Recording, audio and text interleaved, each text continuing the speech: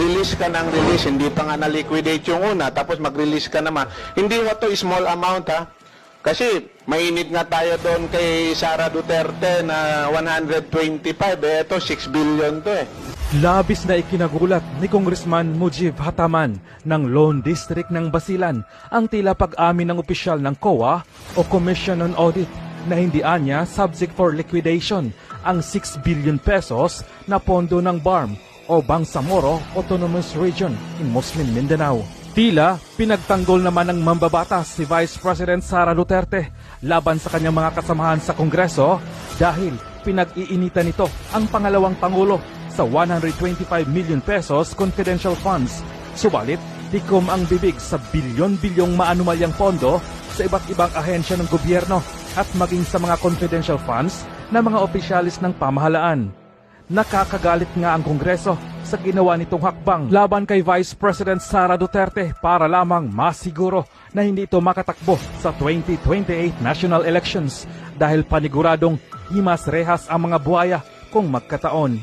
Komento pa nga ng ilang dismayadong netizens, wala palang audit kapag ganyan kasi gusto yata malayang makapaglabas ang iba kahit gaano pa kalaki. Pero kapag 100 million may audit, tapos di pa tapos ang audit, impeach agad. Wow, sana all. 6 billion hindi na kailangang i-liquidate. Pero sa 125 million, ang ingay ng mga congressman dahil kailangan daw mayroong transparency dahil pera ng taong bayan. Double standard. Bakit may exception sa auditing sa pera ng bayan? Napakalaki niyan. Kaysa kay VP Sara, atat na atat kayong ipaabot pa niyo for impeachment. Kayo pala ang kawatan sa pera ng taong bayan. Kawawa tayong mga taxpayers ng Pilipinas. No wonder why instant yaman ang ibang kawatan ng mga politiko. Bakit tahimik dyan? Bata ni Tambaluslos. Release ka ng release, hindi pa nga na-liquidate yung una, tapos mag-release ka naman. Hindi mo to small amount, ha? Kasi mainit nga tayo doon kay Sara Duterte na 125, ito 6 billion to eh.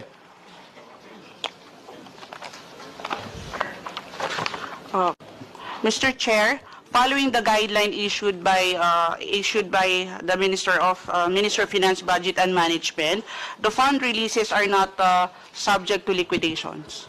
Are not So based subject to on liquidation? Bangsamoro Budget Circular number 2024-010, Hindi subject sa liquidation. wala pong nakalagay dito that they are Wala, liquidate ma'am. po. Pakiulit, ma'am. Medyo hindi maganda ang pangdinig ng chairman pati ni Congressman Akop.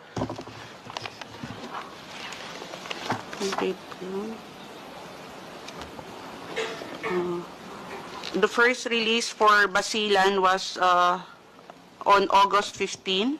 August 15, magkano ang The amount? amount is 599 million. 599 million? Wait lang. 500. 599,270,415. Tapos ang second ho, anong month?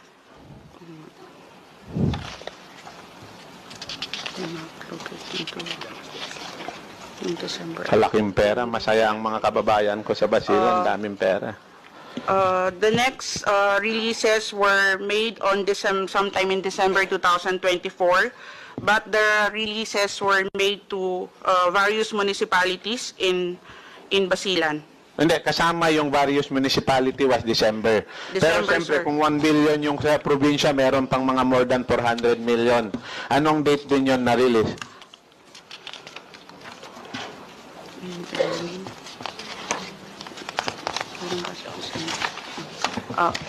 Yung answer, sir. Yung sa province of Basilan po, two trans ang dyan, releases dyan. First is August 15, which is 599,270,415, and the second release was made on November 18, 2024, and the amount is 401,240,000 po. 400M, okay. Yung sa Lanao, sa Maguindanao del Norte, doon muna ako sa probinsya, yung 1 billion, ano yung first release nila? Pero sir, halimbawa, kayo sa hindi, sige lang, Maguindanao del Norte, magkano? Dalawang tranches. Okay. Yung first tranche. First is on October 30, 2024, October 30? Yes po. Magkano ho? 676 million. And on November 18, 2024, 324 24M. So, million. equivalent is sa 1B. Tapos yung tawi-tawi po. Tawi-tawi ganun po, dalawang beses. Tigpa 500 po. Ating pa 500 million. Anong Million month po. yung first 500? First 500 was released August 15, 2024. Second release was made November 18, 2024. So, 500, yeah, 500 alos pareho, sir. Sir, halimbawa, kayo sa COA ba, pag ganito, alam ko meron naman talaga kayong mga internal rules sa COA. Ako, nung regional governor ako, naalala ko, eto, mga mayor na yan, eto, sila Gob Bombit, nakikipag-MOA yan sa akin. Either ang memorandum of agreement namin, merong laman, ha? Sabi ng COA, either 15% mauna, tapos ang sunod is 40, then may matitira, tapos 30, depende sa liquidations.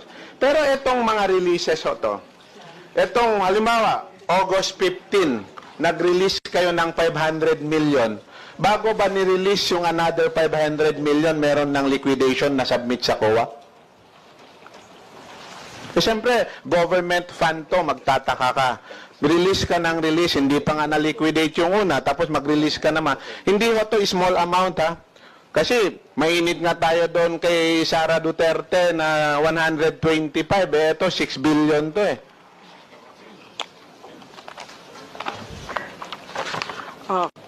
Mr. Chair, following the guideline issued by the Minister of Finance, Budget and Management, the fund releases are not subject to liquidations. Are not So based subject to on liquidation? Bangsamoro Budget Circular number 2024-010, Oh, hindi subject sa liquidation. wala pong nakalagay dito that they are Wala, liquidate ma'am, po. pakiulit ma'am, medyo hindi maganda ang pangdinig ng chairman pati ni Congressman Acop. Anong sinasabi ng circular at guidelines ng Ministry of Finance and Budget? Hindi subject for liquidation?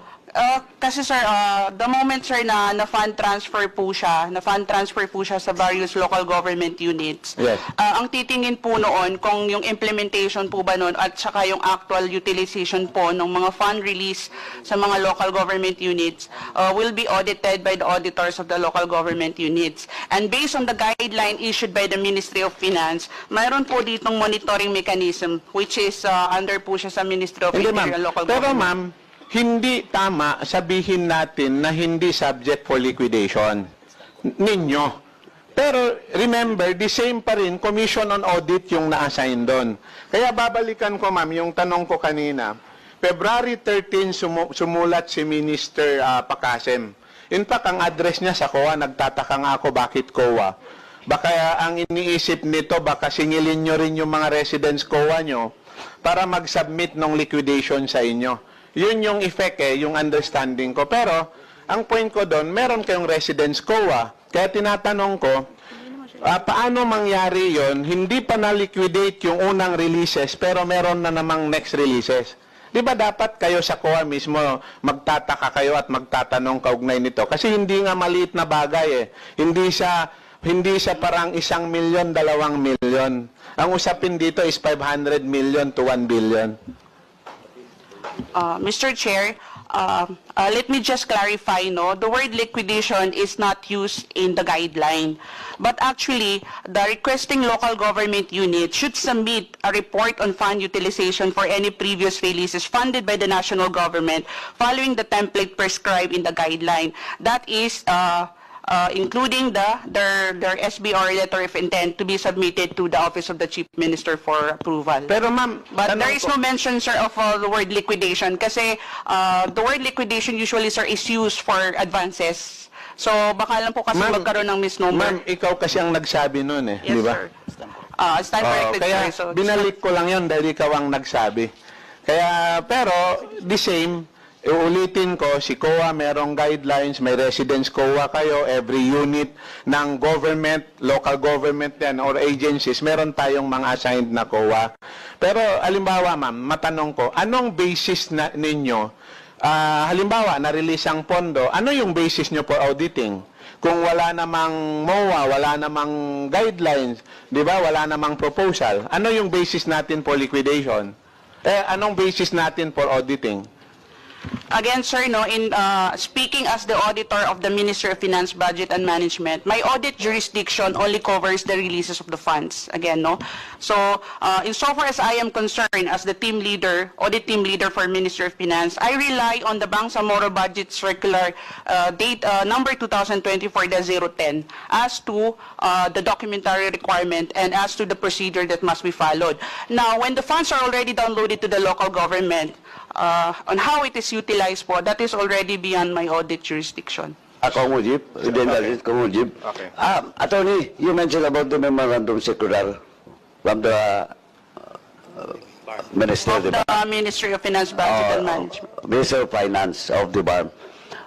Attorney, kindly submit to this committee, since wala dito ang taga-BARM, may kopya ka ba nun ng MC na yon? Yes, sir, I have. Yes, Mr. Chair. Okay. Now, second, ma'am, considering that BARM is also considered as LGU, malinaw po dito, ma'am, sa DBM, small circular. Di ba may mga limitations? Sir Nier, may mga limitations on the use of LGSF, di ba? Correct po, Mr. Chair. Pati yung quarterly reporting, nandun Yes po nakasubmit. they're required for quarterly reporting of the Quarterly utilization. reporting. Malinaw po yun, attorney. Now, you mentioned about that you only covered the releases, tama? Yes, Mr. Chair. So, sino yung in charge doon sa sa audit on the implementation and the use of funds? The concerned resident auditors of the various local government units, Mr. Chair. Doon na sa baba. Yes, Mr. Chair.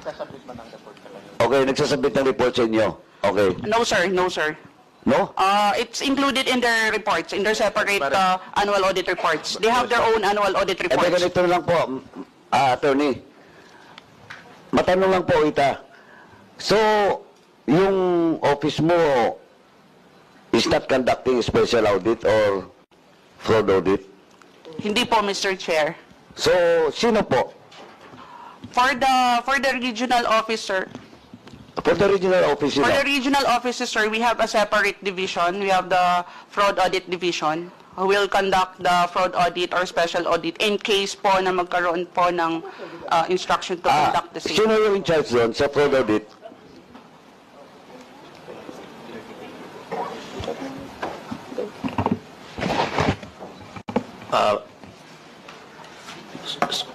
Sir, yung ang authority lang po ng fraud audit ng regional office is 50 million below.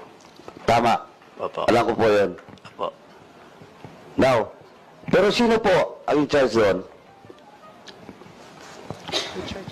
Sinong in charge? Si Attorney Abdul Jalil Iskander po. Oh, Comsec, please invite the mentioned fraud audit team leader in the BARM para po patawag natin next hearing.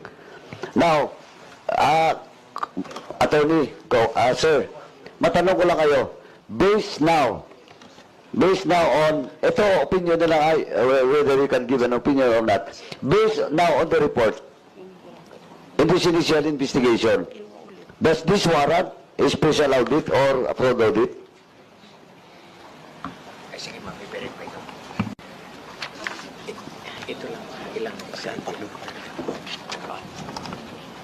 Attorney, Yes, Mr. Chair. Usually, sir, I am not